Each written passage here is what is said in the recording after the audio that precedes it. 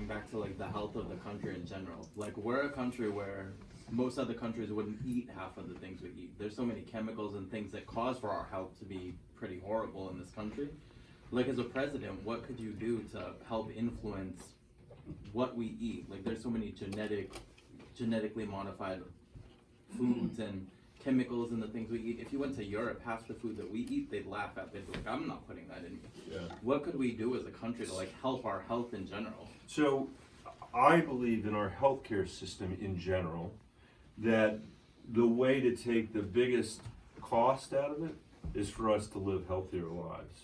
And that's not just what we eat, it's also whether we're exercising, it's whether we're not smoking, it's whether we're taking our prescription drugs. And obviously, the President of the United States can't force anybody to take their prescription drugs, but there are healthcare groups around that are making it have much better systems in place to make sure that seniors are taking their prescriptions or that anybody's taking. I get a notice from my doctors when my prescriptions run out.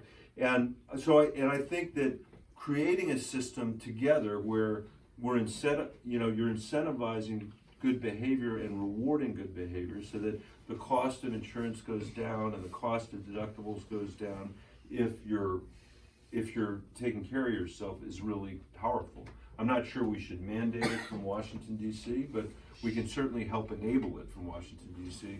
And I've seen it in places like the Cleveland Clinic, which is one of the best hospitals in America, where they have taken their own employees and put them in a healthcare plan, and they've said, look, here are 6 or 7 metrics that we're gonna, all measure together, and you don't get punished but you get rewarded if you're staying healthy and you're exercising and you're eating the stuff that's good for you to eat. But like more like farmer grown foods instead of like big companies that create all these processed foods. Like, why aren't we supporting more local farmers in our own country instead of exporting? That's been a big effort in Colorado. I've led the work on the organic title in the Farm Bill for a couple of farm bills now.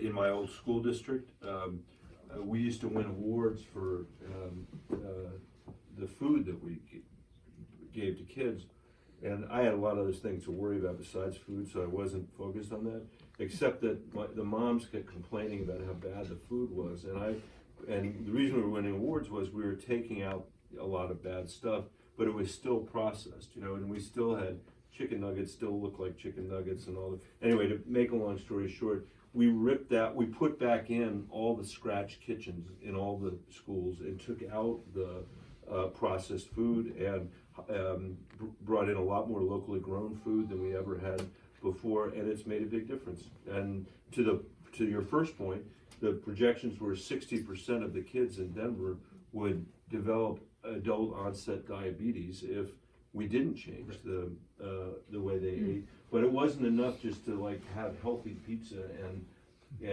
replace that lousy pizza, or have healthy chicken nuggets and replace those with, or bad one, you know what I mean.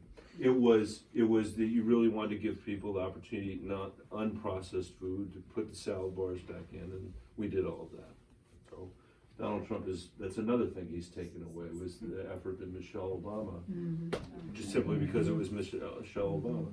So, like, will he not rest until every kid in America is smoking cigarettes? I don't know. Maybe. He may not. Is there one